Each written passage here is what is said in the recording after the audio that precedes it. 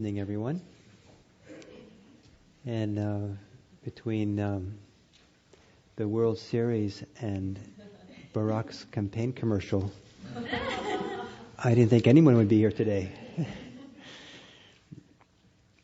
Sports, politics, and religion is a distant third. So welcome back, and to our 5th week, and this is our 6-week series. I noticed today, I looked at some of the handouts we've been giving you during this last week, and last week I think there was a handout that said 4th of a 5-week series, I think it said on top, and that's because this used to be a 5-week series, but now we do the improved version.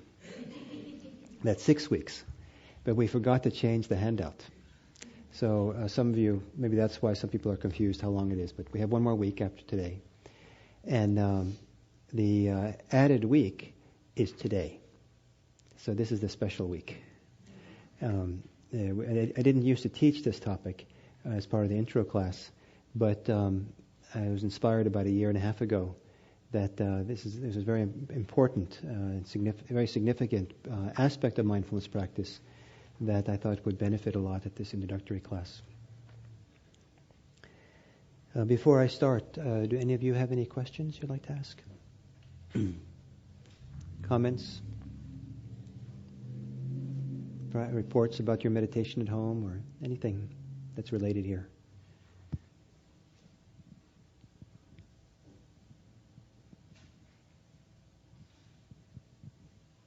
It's all straightforward. Ever since last week, you haven't had a single thought? Okay. So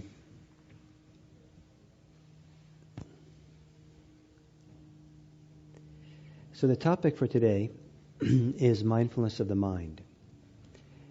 And as an introduction to the topic, I'd like to tell you a Buddhist story, kind of a Buddhist fable from the time of the Buddha.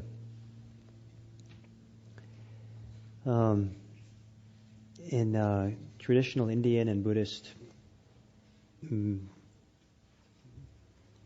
worldview or cosmology or mythology, there's a god in kind of one of the great gods of the heavenly realms named Brahma, and he rules over the whole his heavenly realm.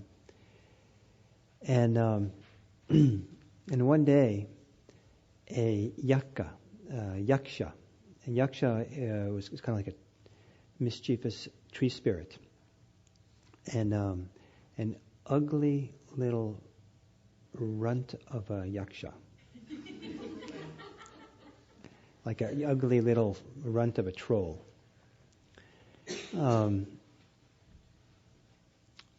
came and sat on Brahma's throne. Like, this is the great god, right? The great, in the Indian pantheon, there's like no bigger god. It's not like the great creator god, but he's like a pretty big figure up there. And he went and sat on Brahma's throne one day when he was away on his travels. And now all the other gods who were around about the court, the heavenly court, thought, this is wrong. Ugly little runt of a yaksha shouldn't be, sitting on the great Brahma's throne. So they got kind of angry and said, you have to get off that throne.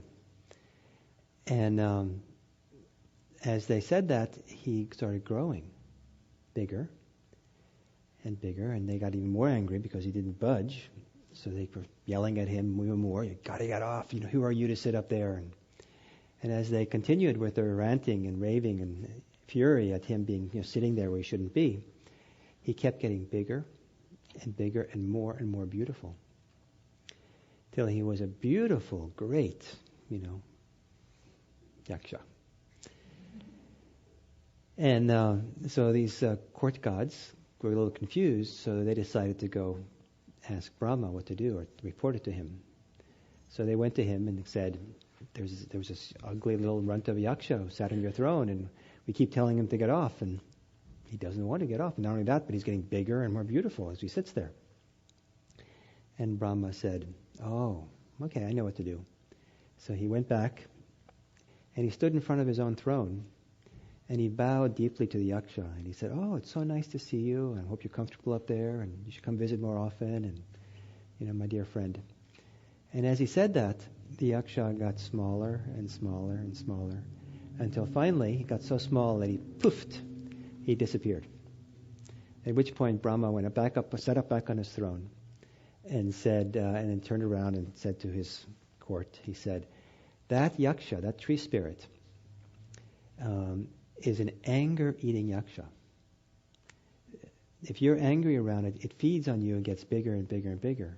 And if you stop feeding it, then it shrinks and shrinks and eventually will go away. So what you need to do is you have to bring your kindness to it, and the kindness, it'll just dissolve away." So an anger-eating yaksha. So do you have your own anger-eating yaksha? What do you feed? What gets bigger and more beautiful as you get angry? So this fable points to the idea that our relationship to our experience, how we relate to things, has a big impact on ourselves. So if you stay angry, if you get angry with someone, if you get angry enough, you don't become beautiful.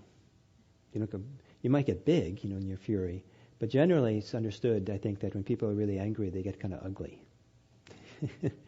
It's not a beauty treatment to get angry. And so, it feeds something inside of us. But it doesn't just feed, our physicality. It also feeds it conditions our mind, our heart. It conditions how we relate to the world. If you get angry a lot, it can color everyone you see and everything you touch. You could be angry with one person, but it just kind of fills you with a mood of anger. And then when you go walk down the street, everyone irritates you. How could they walk that way? They're stepping on too many cracks. It just gets kind of ridiculous sometimes because we're so irritated. And so we're feeding something, and sometimes we feed not only how we are in the moment, but sometimes we're feeding a habit, and that habit develops over time. There are other habits to feed, other states to feed. So if you're kind, that's your disposition and default. If you're feeling kind of relaxed and generous, then you can go down the street, and that attitude affects how you see people. The attitude affects how you see yourself. So not only can you be kind in a moment to a particular person, or loving to a particular person, but it also affects your mood and how you are. And that how you are then affects how you see the world around you.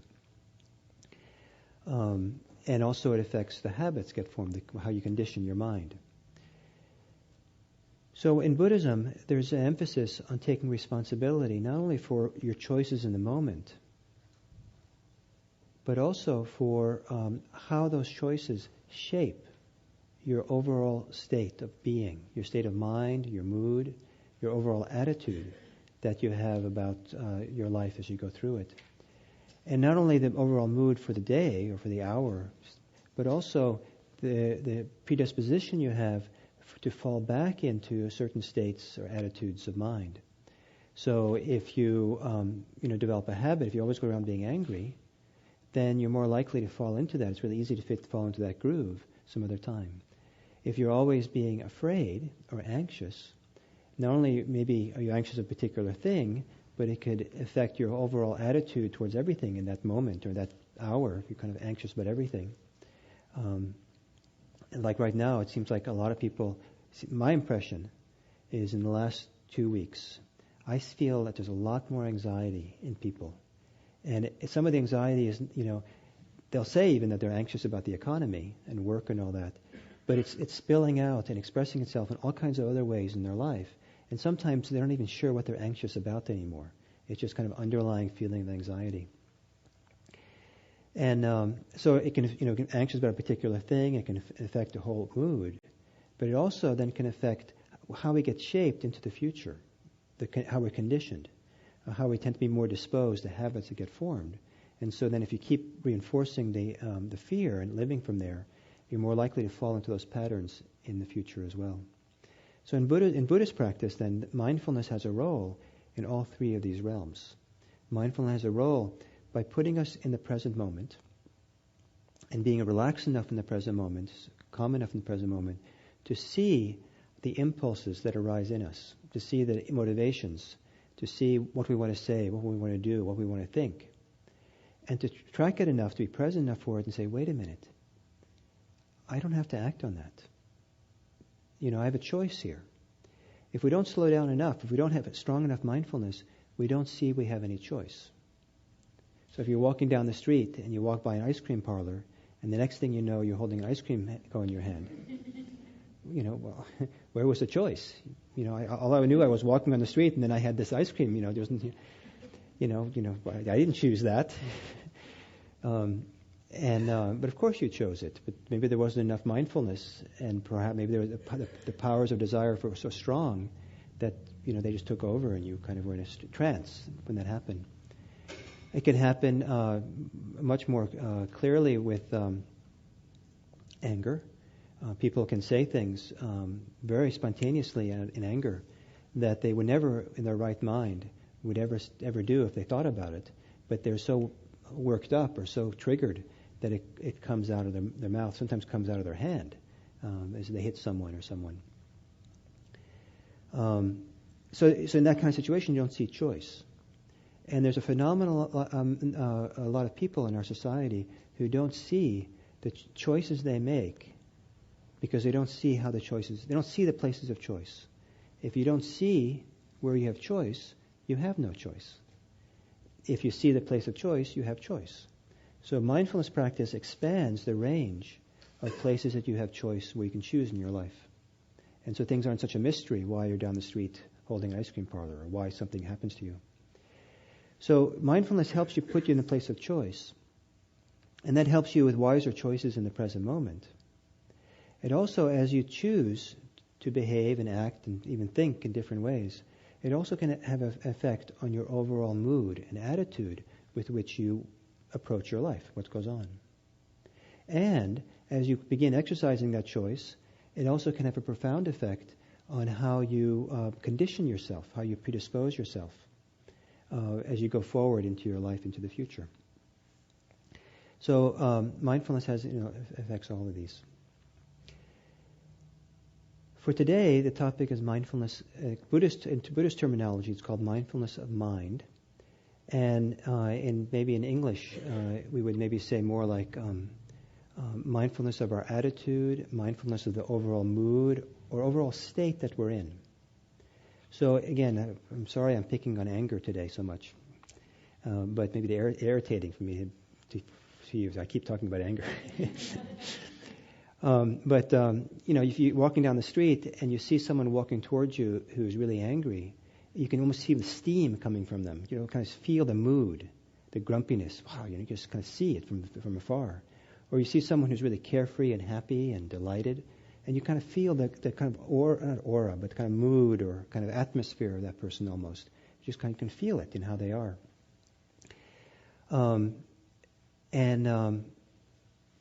So the mindfulness of the mind has to do more with that state of our being, the overall mood or attitude with which we go through life. But that attitude that we have can also be invisible to us because it's so much part and parcel of the kind of the atmosphere we're in. It's like you can't see the water. The fish can't see the water it's swimming in. Or I like to think of it as like a dirty windshield. And you're so focused on driving in the road that you don't notice. Not only don't you notice that you're not seeing very clearly because it's so dirty, but also you don't notice the strain it has on your eyes and yourself to try to see through the dusty windshield. So the attitude can kind of be sometimes that way. You don't notice the effect it has on you. You don't notice the effect it has on how you perceive the world around you. The last thing I'll say about this before we meditate is to give an analogy.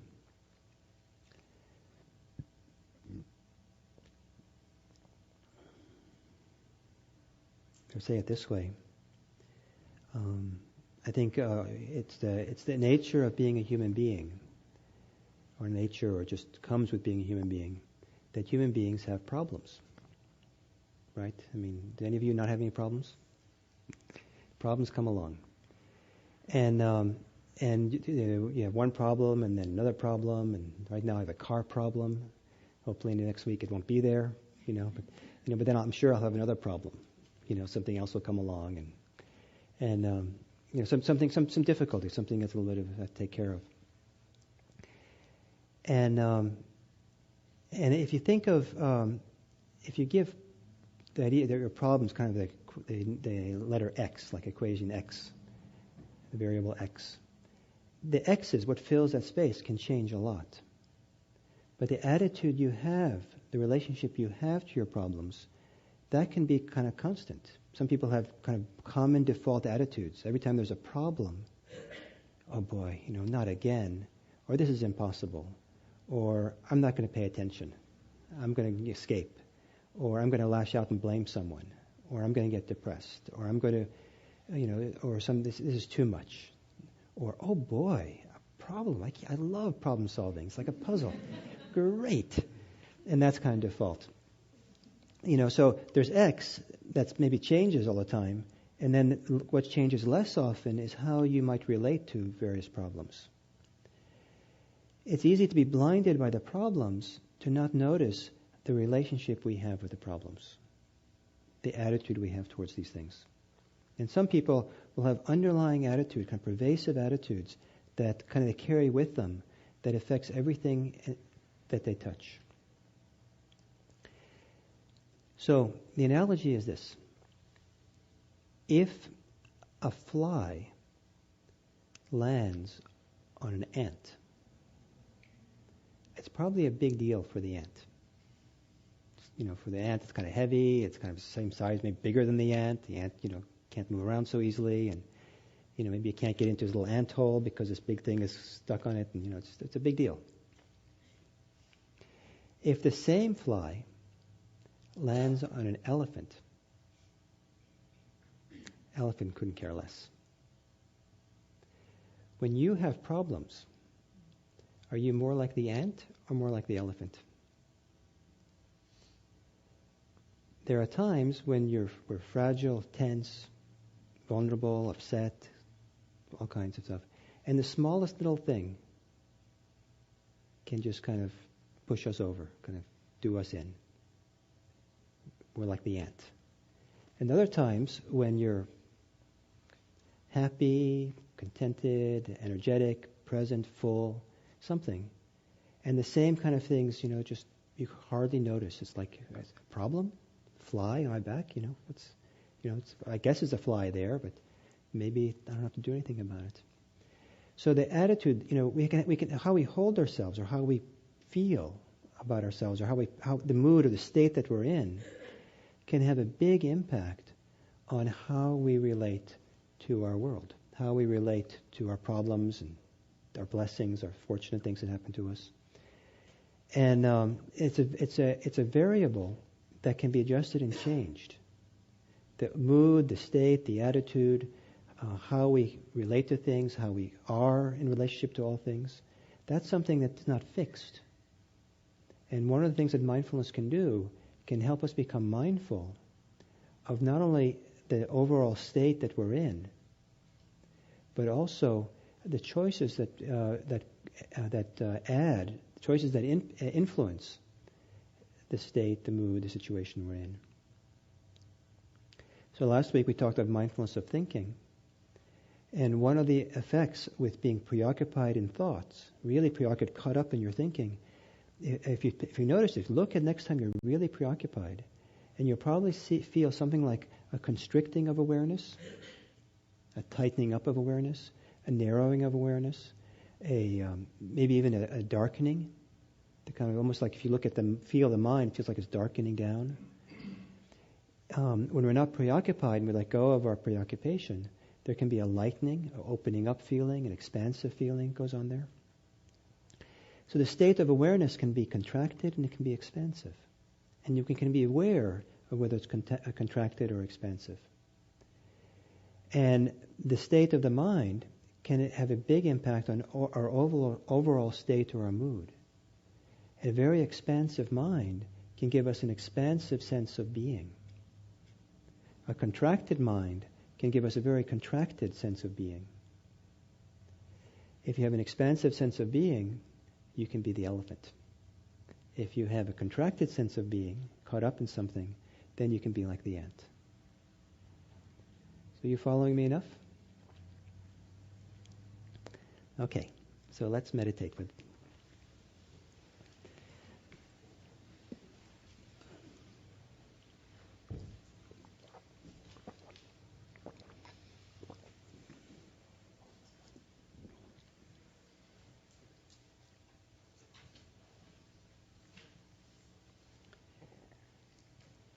So taking a comfortable, alert posture, gently closing your eyes. And it's helpful, beginning of a sitting, to spend a little bit of time getting into your posture. Maybe swaying back and forth, sideways, wiggling the spine.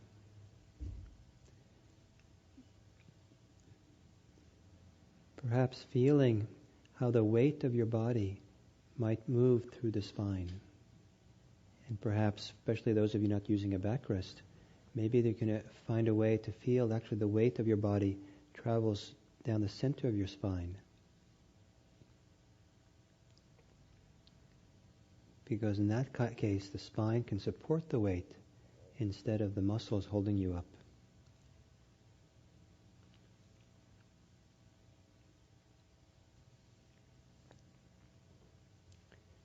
In the beginning of a sitting, it can be helpful to take a few long, slow, deep breaths.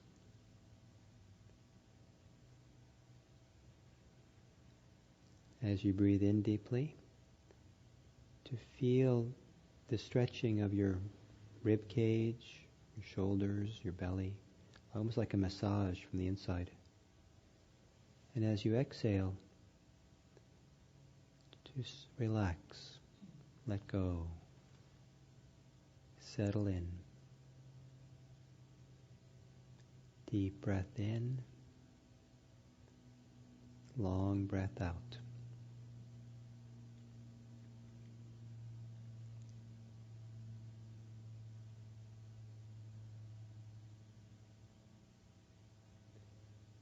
And then letting your breath return to normal.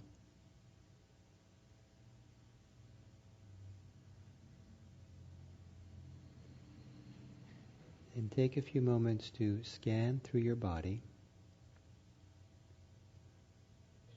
to see if there's any obvious places of holding or tension that you can either relax, or if you can't relax it, to let go of the holding, perhaps there can be a softening around it, a lightening up around it.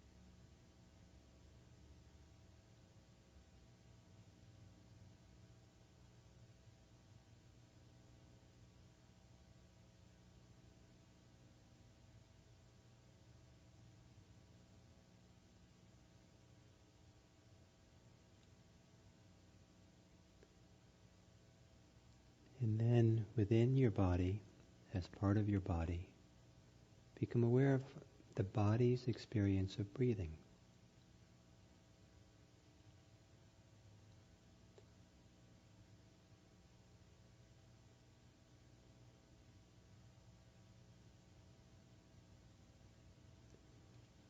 Feeling how the body might expand and contract.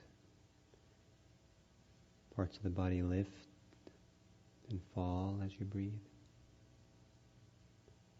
Or the sensations of the air coming in and out through the nostrils.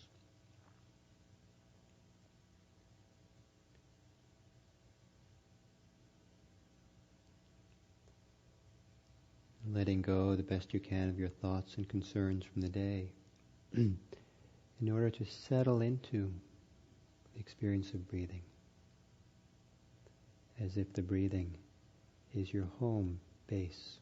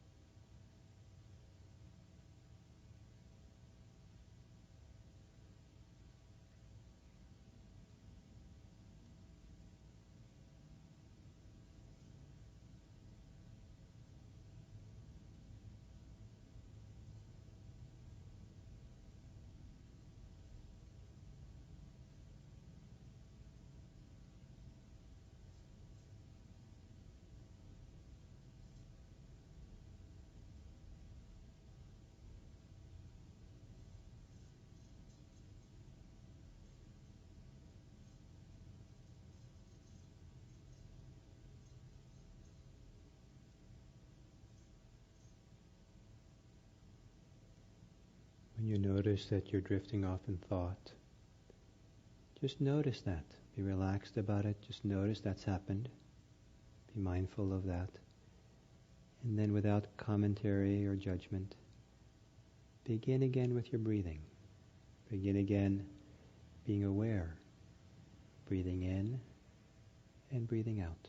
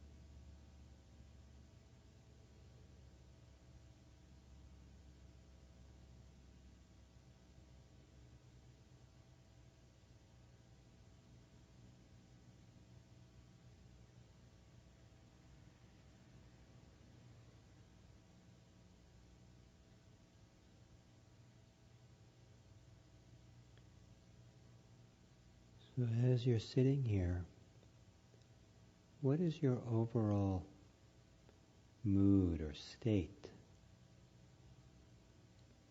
What's the overall general state of being? And there's many things you might notice like that. Are you tired or alert?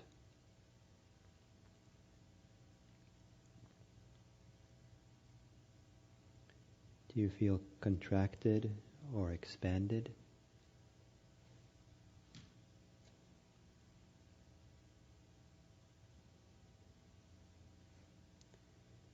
Calm or agitated?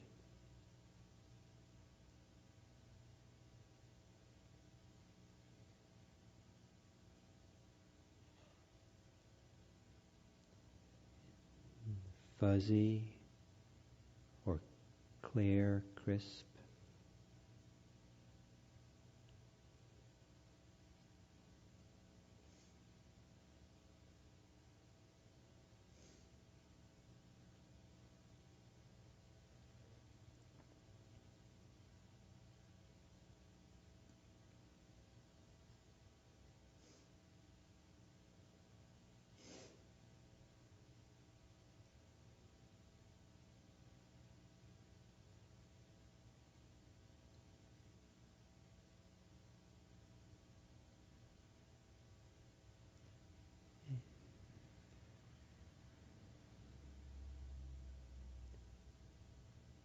Anxious or relaxed?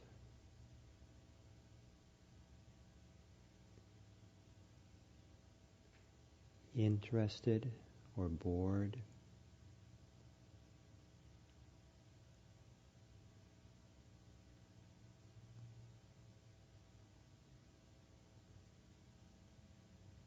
Patient or impatient?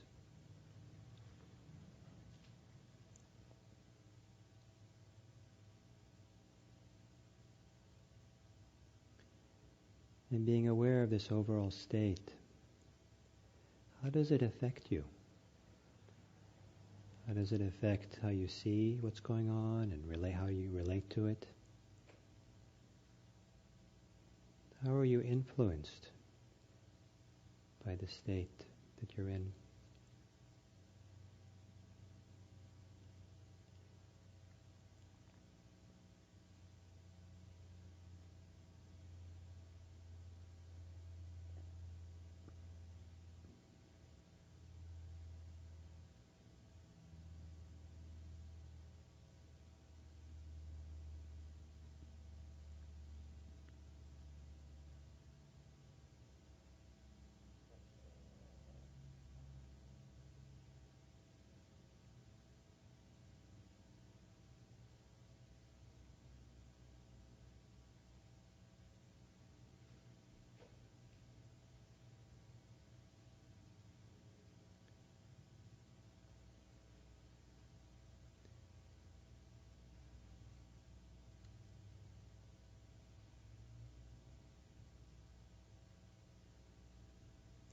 And then as you're mindful of all this, can you shift your identity, shift with what you identify yourself with, from your mood or your attitude to the mindfulness, the awareness that knows and recognizes the state you're in?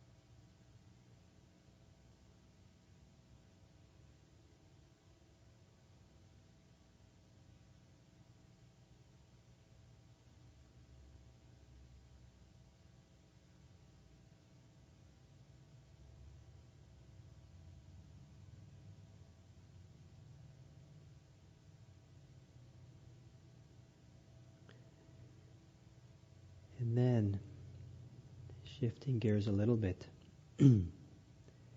with whatever you're noticing now, with whatever is happening now, what is your attitude towards that? How are you relating? What's your relationship to what's happening with meditation for you, or in your situation you're in now, with the thoughts you have, the feelings you have? What's the relationship or the attitude?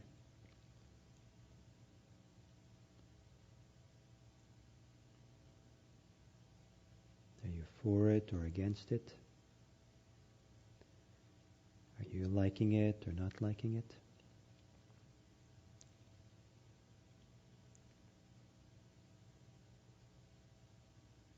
Are you enjoying it or are you resisting?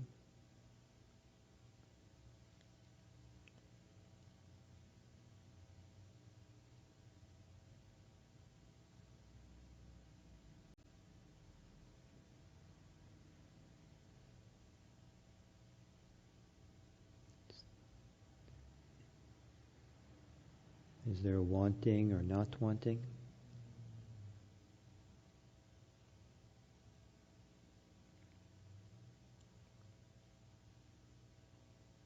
What's your attitude to what's happening?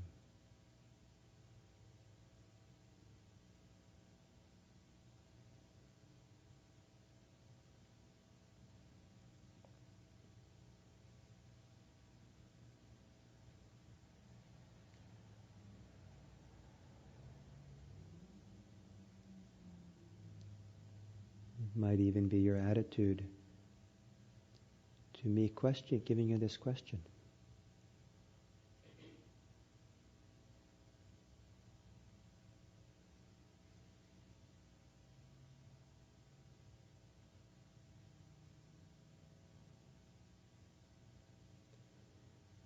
And then can you shift your identity, shift yourself from kind of being the attitude, believing the attitude, to being mindful of it? Can you step out away from it and watch it?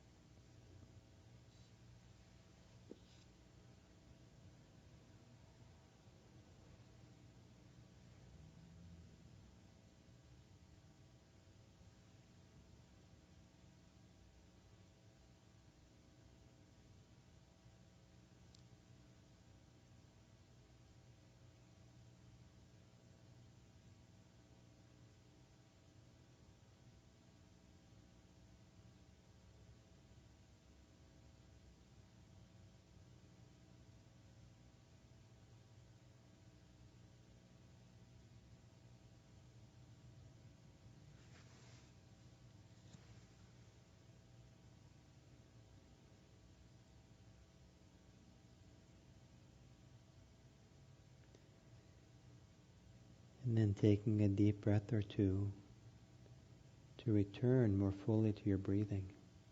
And for the last 2 minutes of this sitting, just staying with your breathing the best you can, not letting yourself be swept away through your attitude, your mood, your state. Stay with your breathing for 2 minutes.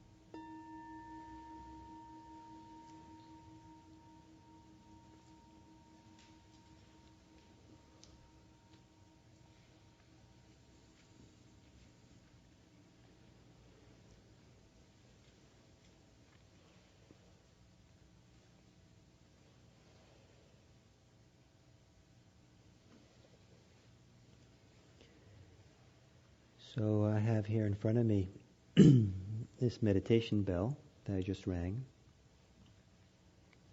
here in front of me, and it's possible to just focus on that. But also it's possible to notice the environment within which this bell is. And our experience of paying attention to the bell could be influenced by the environment that we're in. If this room was phenomenally dirty and messy and all the trash was never picked up, it was just kind of, you hardly could see it because all the trash everywhere, that would affect the atmosphere of a messy, dirty room, would kind of affect how we kind of experienced the bell in some ways. If you come in here someday in meditation hall and no one's here, it's I think it's quite beautiful. It's kind of peaceful, quiet, expansive kind of room to be in. You see the bell, and it kind of just part of this kind of a little bit exquisite kind of thing, kind of like a single Japanese flower in a Japanese flower arrangement, in a quiet, empty room. It can be quite exquisite, as opposed to going into, to take the same single arrangement, flower arrangement, and you put it, you stick it on one of the shelves in the 7-Eleven, grocery store. It has a different feeling for that, what it looks like. The atmosphere or the environment in which something exists can affect kind of how we relate to something. So the same thing with ourselves. We can focus on the details of our life. We can focus on our thoughts. We can focus on our feelings, our body sensations, what's going on in our body. We can focus on, our breathing itself. We can focus on the details. But the mindfulness of the mind is including within that an awareness of what's the environment within which these details are occurring. It's very easy for some people to get blinded by the details and not notice the overall atmosphere or the environment that occurs. So mindfulness of the mind has to do with this overall state that we're in. And it can be very helpful to notice that, because it has such a big influence on how we are and the choices we make and how we think. And if we can step out of it, if we can note it and say, oh, look at that. I am really feeling shaky today. I'm really vulnerable. Something dramatic happened, I feel really vulnerable, and so, I think I better take that into account, as opposed to not noticing the environment of vulnerability and then kind of stumbling through and wondering why things are so hard. So step back, what's going on here? Do we feel expansive like an elephant? Do we feel teeny, kind of small and insignificant? I've known people who have been quite petite, and in their petiteness, they were really big. Their persona, their sense of being was huge.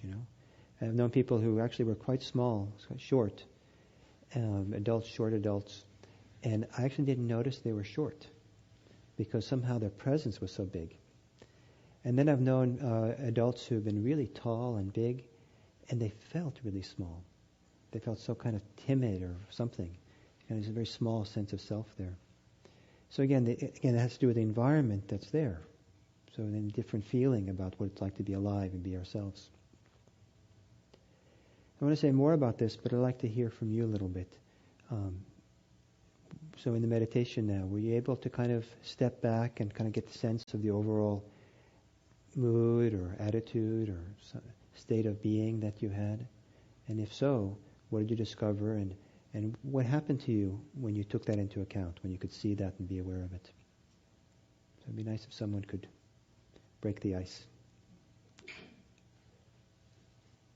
Take the mic here from Jill, please.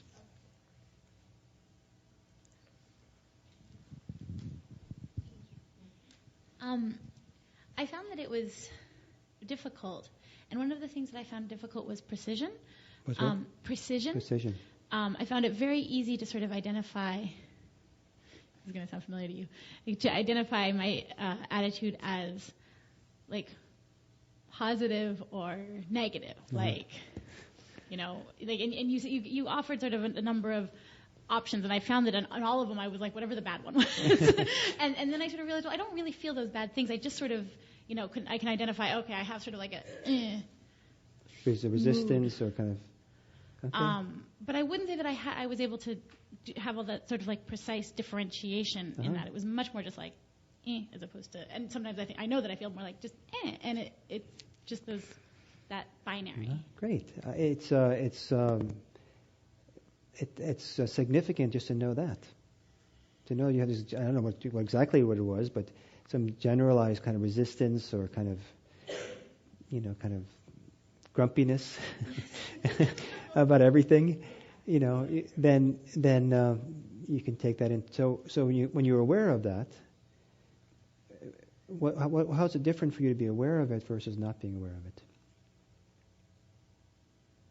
Well, okay, and then then I guess that would be another sort of response that I could have, which is that the awareness of it was very pleasant. So it was unpleasant. But it was unpleasant. But the awareness was pleasant. Fantastic. So where would you rather be? Definitely in the awareness. Great, thank you. Someone else?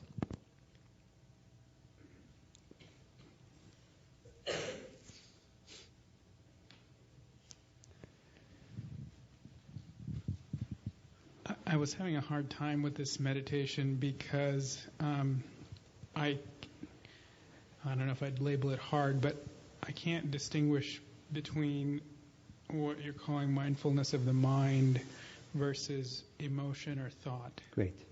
So I'll answer that question first, and then I'll make a comment about maybe your meditation. There's a big overlap between them. But the difference is that there can be an emotion, emotional response, that is a particular detail within a bigger environment. It doesn't have to color, you know, how we are. So the grumpy person walking down the street might see someone in distress, and in that moment of seeing the person in distress might actually be kind and helpful. But their overall grumpiness is still intact.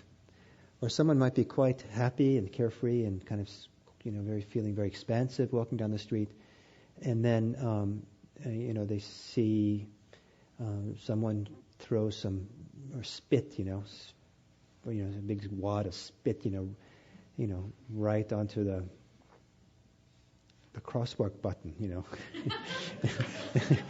where they're about to push. And so they still stay pretty expansive, but for a moment there's this like irritation or this annoyance kind of bubbles up. But the annoyance is like a little piece of who they are as opposed to defining who they are.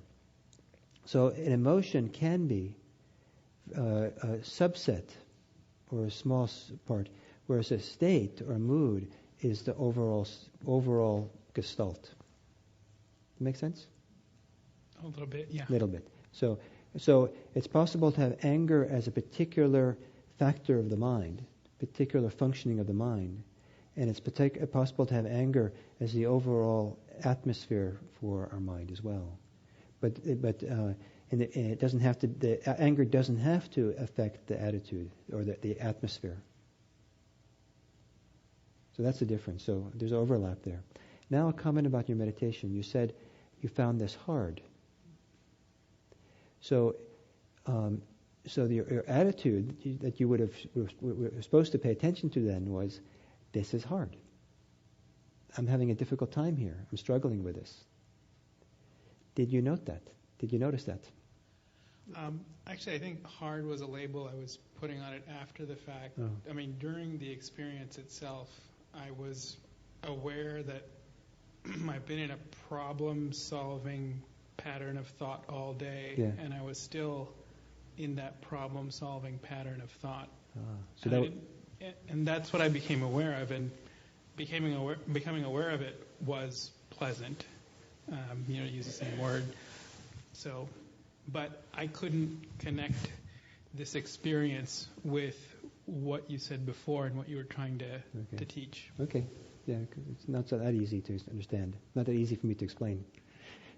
But still, so you noticed that you were kind of the, I don't know if it's the overall mood, but the overall kind of momentum of the thinking mind was problem solving, and noticing that was pleasant, like this woman here said, and what was it like in and of itself to be involved in that problem solving? Was that pleasant itself, or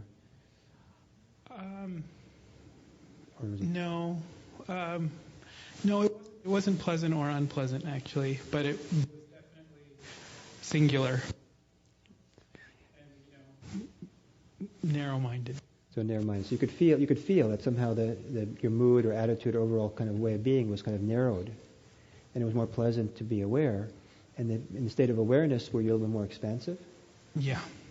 So that's what you're noticing that difference.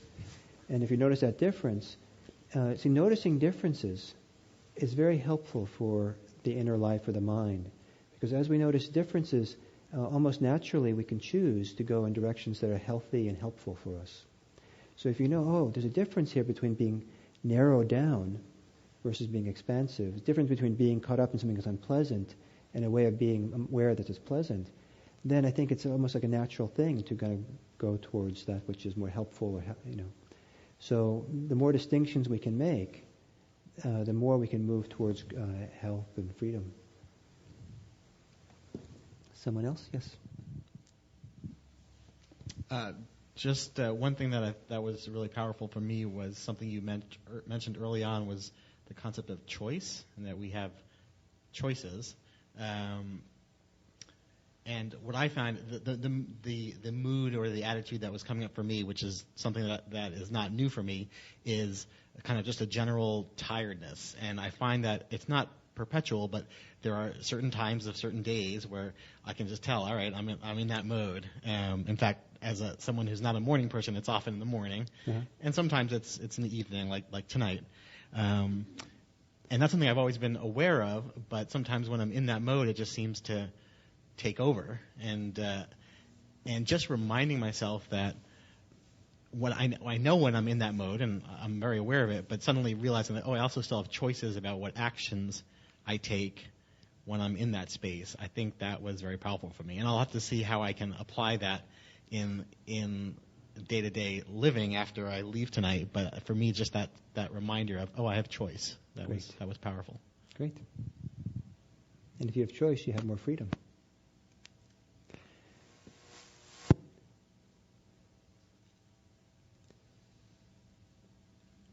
So, okay, yes. I just have a quick question. So, does one have a choice, for example, to be angry or not?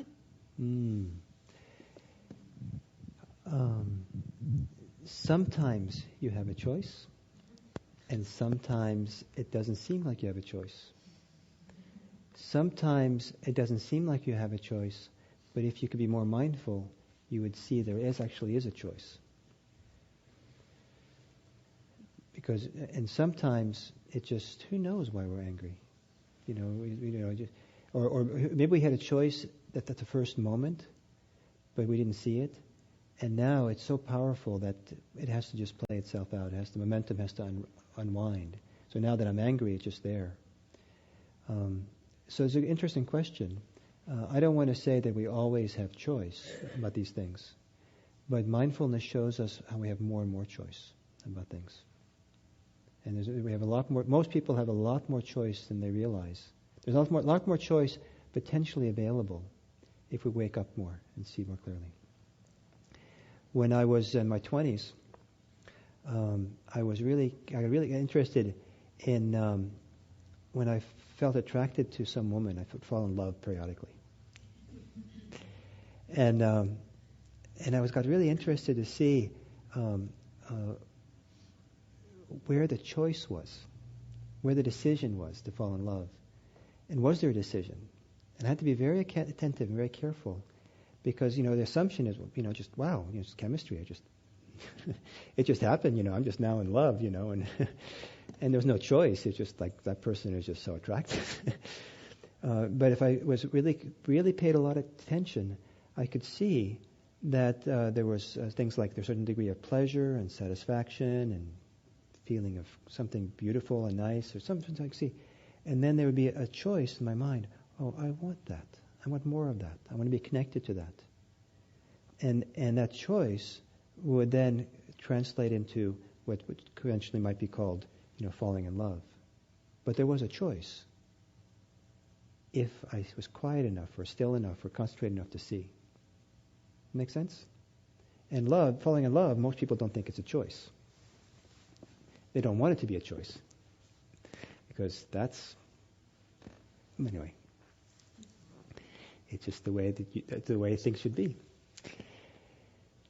Until it's ours.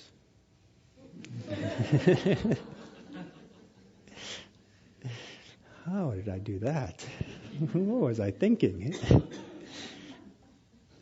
I wish someone had showed me where the choice was.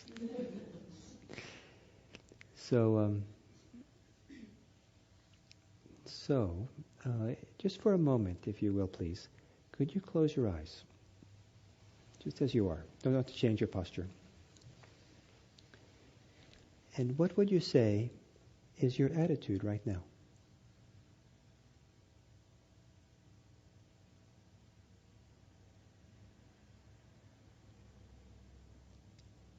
Doesn't have to be special or precise. What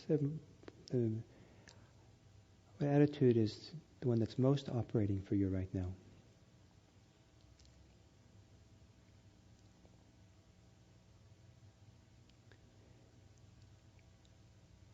And then can you shift back and forth a few times between being the attitude, being in the attitude, believing the attitude on one hand, and then shifting to stepping out of the attitude and just being mindful of it, knowing it's there, being the watcher of it.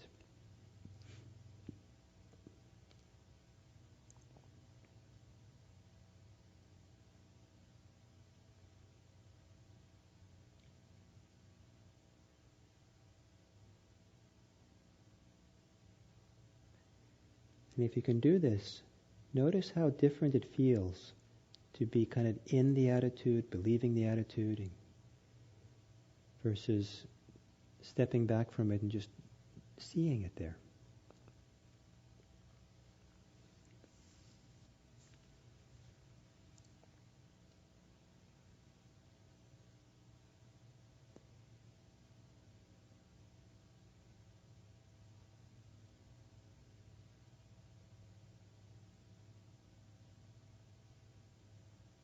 Okay, can you open your eyes? And were some of you able to shift back and forth between those two modes of being? Did that make sense to enough of some of you? So for those of you who it made sense for, can you tell us a little bit what you noticed about the difference between being one way or the other? So here, Jill over here, buddy.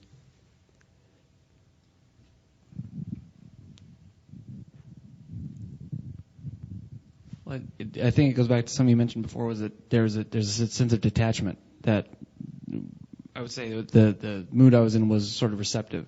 That's the way it was. What? Receptive. Receptive, huh?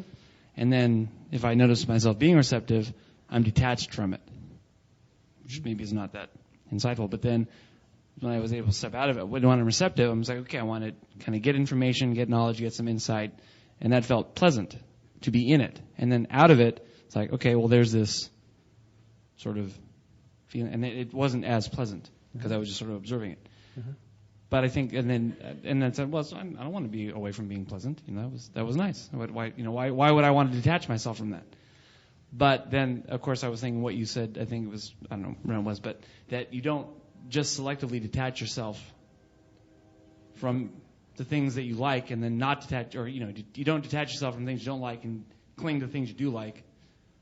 The idea is that you want to be able to move away from everything to some degree. Good, great, yes. So there's nothing wrong with having pleasure and having pleasant, nothing wrong with being in receptive mode. But when we meditate, what we're trying to do is not linger, hold on to, or indulge in any particular thing. And you don't want to indulge or linger in that attitude of being receptive. It's good to be receptive, but if you're leaning into it, holding on to it, it's difficult to meditate. So the stepping back, and it doesn't have to go away, but you step back and be aware of it. And oddly enough, you're in some ways more receptive when you're in this kind of more mindful state, even though maybe in the short term it might feel less pleasant. You're not being soothed by it or something. Okay, thank you. Someone else.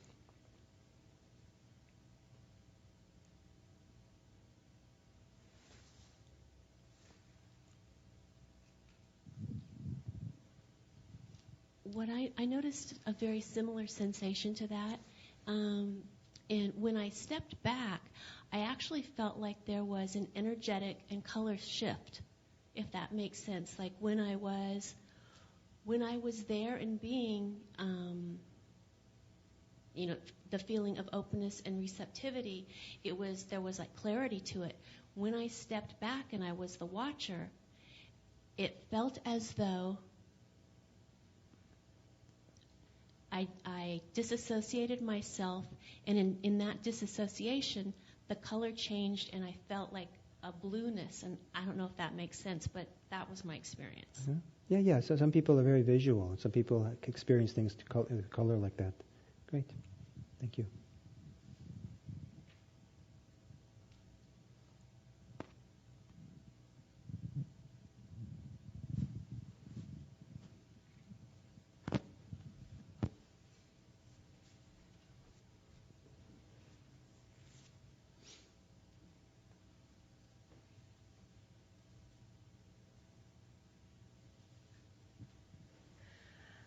Well, unlike them, I discovered I was in kind of a slightly depressed mood when I, checked in and found that which was kind of surprising. I didn't think I was. And it felt kind of heavy and kind of unpleasant.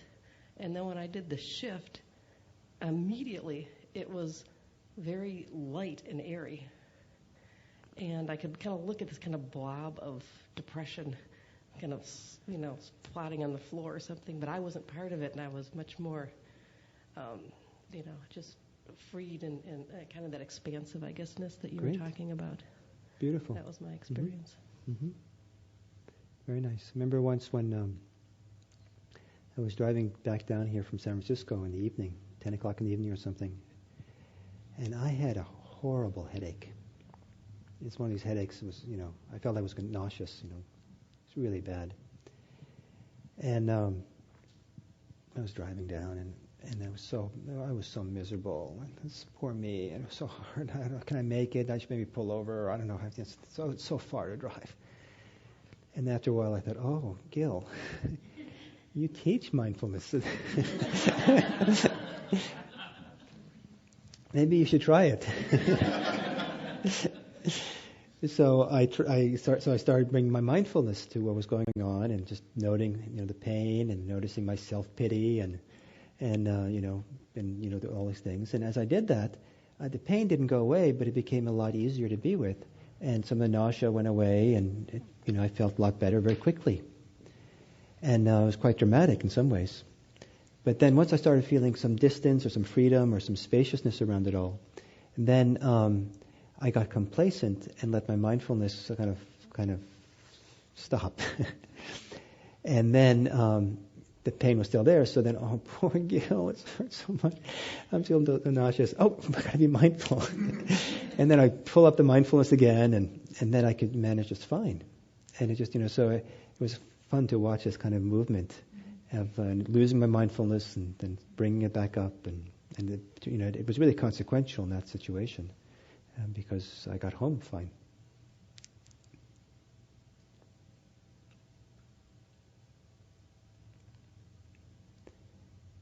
Yes.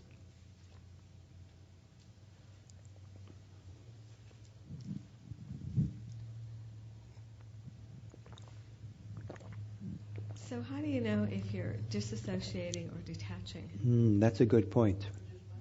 Disassociated or what was it? Detached, or we don't in Buddhist English we don't use the word detached. We use the word non-attached.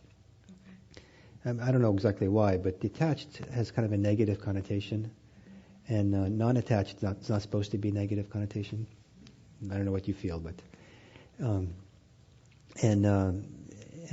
disassociated means you're not connected to what's going on. You're really separated from it, and aloof, and kind of there's a wall between you and it. You're shut down somehow. Probably if you're dissociated, you're not connected to your body. You don't know what's going on here, probably. Not connected to your emotions.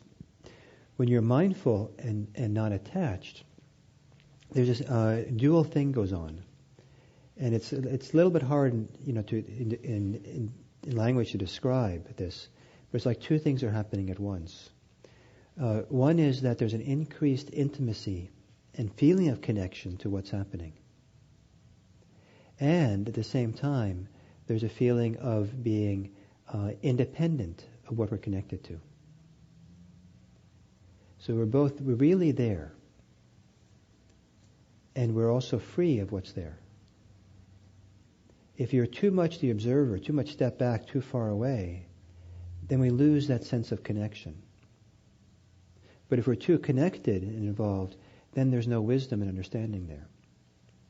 So as we get less attached, less preoccupied, caught up by things, then the way in which caught upness or attachment or clinging or agitation in the mind clouds our experience, separates us from experience, squeezes the experience, all that kind of falls away. And then there's a clear perception, there's a clearer contact, there's a cleaner contact with what's going on.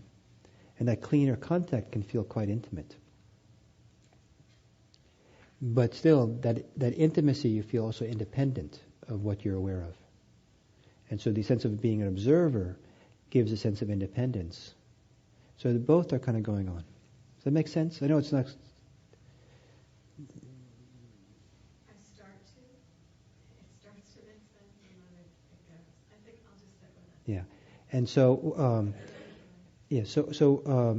So one of the ways to so when we're mindful of something, we use the language sometimes of observing it, being observer of it, for example. But you don't want to be too much in the watching mode. You also want to feel the experience. And so actually there's some meditation teachers who will avoid any kind of language having to do with seeing. Watch your experience, observe your experience, because it lends itself to being separated from your experience in a way that sometimes is not so helpful. So they'll use language instead of feel your experience, sense your experience, rest in the experience, to bring that close together. But that language of resting or feeling or touching the experience sometimes doesn't allow people to be independent of it, kind of to see it in a greater clarity or be present in it. So, but if you're going to err, I would err on the side of feeling instead of seeing.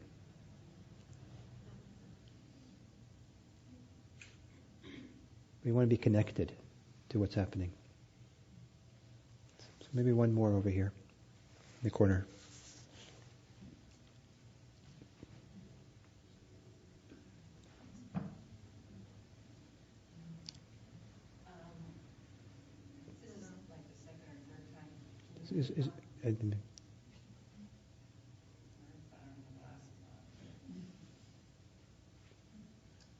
It's on now? This is only about the third time I've ever tried this, so I'm really new to it all. But what I did notice is I think one of the first times that I've ever felt this, I got this sense of a pleasant drift. It was like jumping into a great big feather bed on a cold night and just getting real comfortable and cozy. But then I also noticed that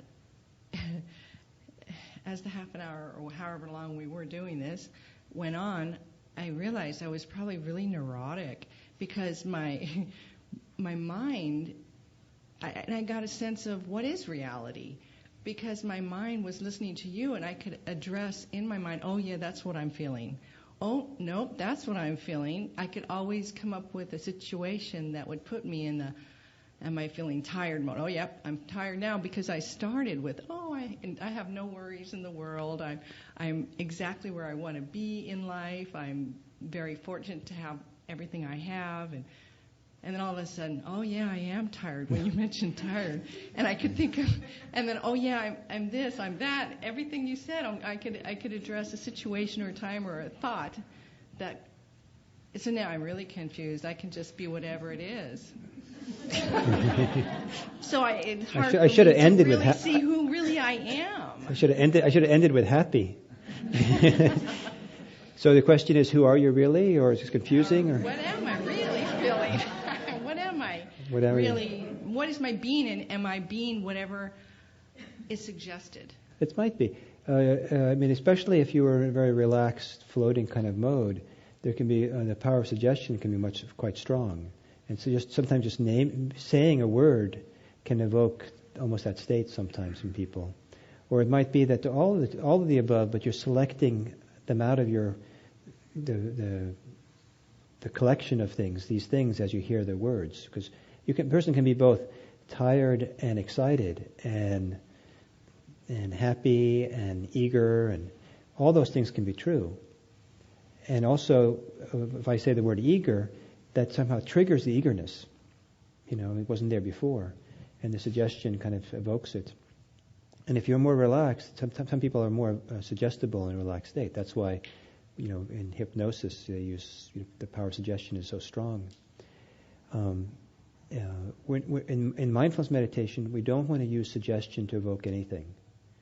And this was just an exercise here, to give you some sense. And actually, this is the opposite of that. It's really a task of not evoking or suggesting anything or making something happen. It's more noticing what is happening.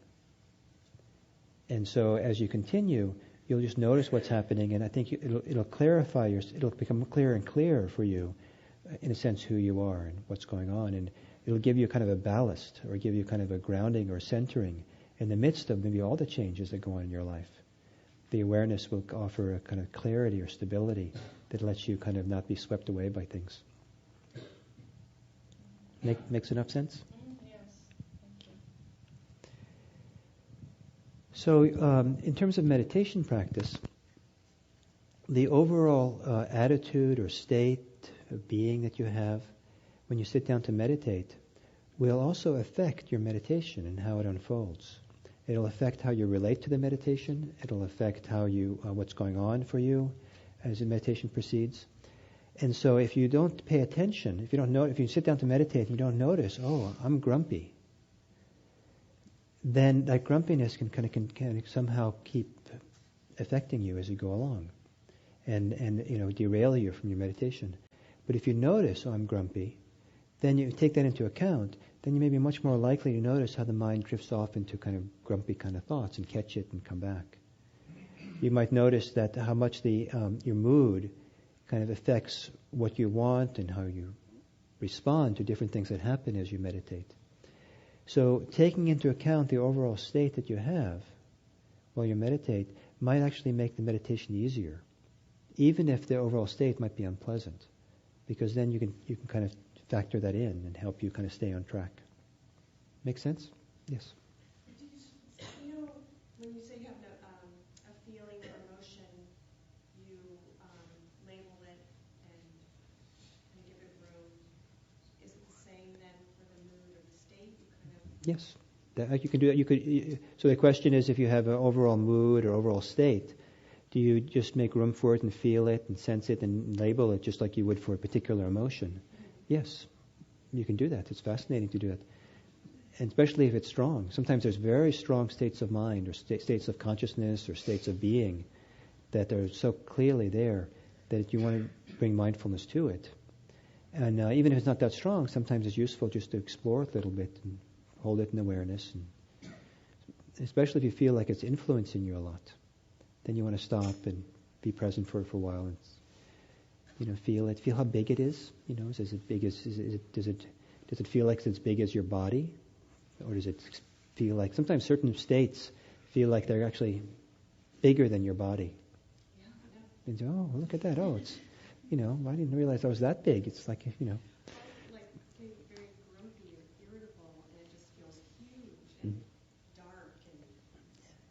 Yeah, so then you can kind of feel the hugeness. How big is this? And kind of feel it out. And how dark can it really be? And just feel it and just be with it. And what happens when I feel the hugeness and the darkness? And kind of just be present for that and see what happens. It's fun. It can be fun. So,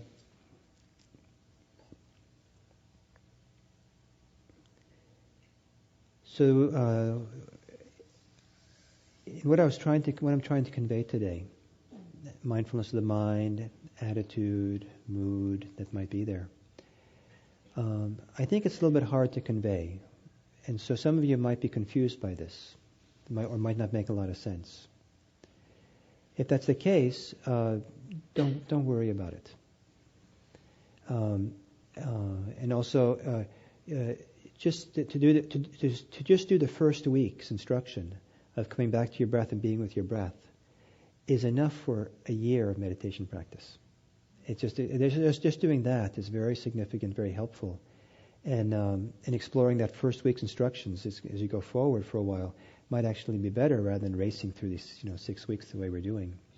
Or it might be that the first and second week is just doing that is enough. It's simple, it's straightforward. Being aware of the breath, being aware of the body, what goes on in the body, going back and forth, that's enough. So if you find that it's getting too complicated, all this, now he's got, this Gil guy, he says, breath, and then he says body, and then he says emotions, and then thoughts, and now this strange thing called attitude or the overall state. And there's so much to pay attention to here. I feel like I'm juggling while I'm meditating. How am I ever going to get relaxed? I can't even remember it all. What did he, So if it gets to be like that, then just forget it all, and go back and just do your breathing. And the breathing is the default. And just stay with your breathing until some of these other realms or experiences become so glaringly obvious that it seems, I better pay attention to this. So if emotion becomes so clear that it's like, I better, then you can do this, what I'm talking about. But you don't have to kind of be wondering, where am I supposed to be now? Just go back to your breath. Be with your breath. Trust your breath. And it might be at some point, as you go along here, that this instructions about the attitude or the overall atmosphere or state of being that you are is helpful. It becomes so glaringly present. One interesting place it becomes very present and useful and important to notice is when your meditation gets really strong. Strong states of meditation primarily are characterized by radical or very strong changes in our overall mood, atmosphere, attitude, state of mind, state of being. And very, very radically different states of being than what we normally would be kind of walking down the street or going to work or something. And then you go, wow, this is a whole different state of being I'm in. Oh, Gil talked about that state of being. Okay, let me feel this. Let me bring mindfulness to that and be attentive to that. And so then it might be obvious and useful. So I'm kind of laying out the instructions here. But you don't have to try to memorize it all or kind of, second guess where you're supposed to be. If it's not obvious, then be with the breath. Make sense? That way it's really simple. It's supposed to be simple. If it's not simple, it's not mindfulness. If it's not simple, it's not mindfulness. So if you're saying, what should I do next? And am I supposed to be digging in here and looking more carefully? Am I supposed to be stepping back and looking at it? And am I supposed to be feeling it? Where am I? That's not simple. Okay. That's not simple. Okay, mindful. Okay, making things that's complicated. Just notice how complicated I made it. Be very simply notice how complicated it's gotten, and then go back to the breathing and be with the breath. Okay. Couple of things. So next week is our last week, and then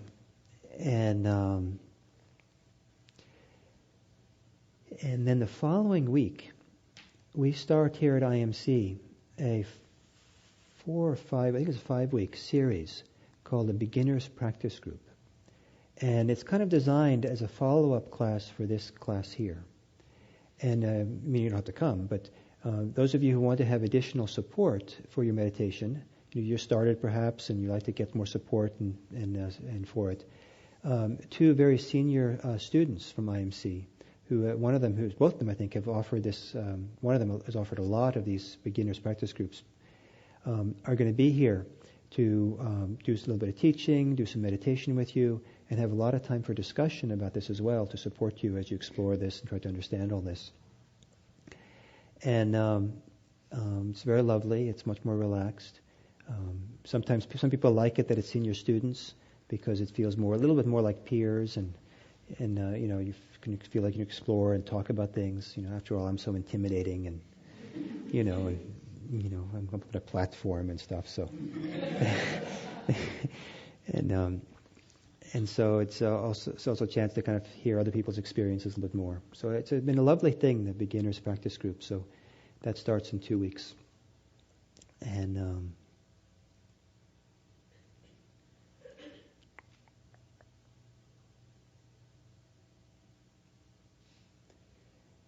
I think that's maybe all for now.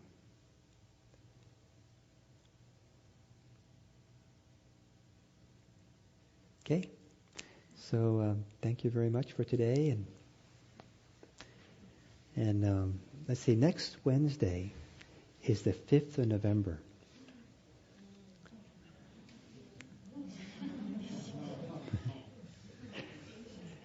I wonder if we'll see. We'll see.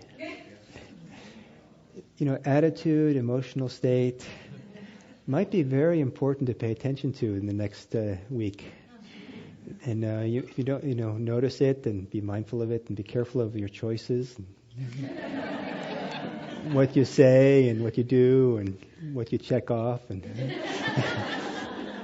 and then depending, maybe we'll see, but maybe we'll have to modify the last week's instructions depending on what you guys bring to the room. We'll find out next week. Thank you.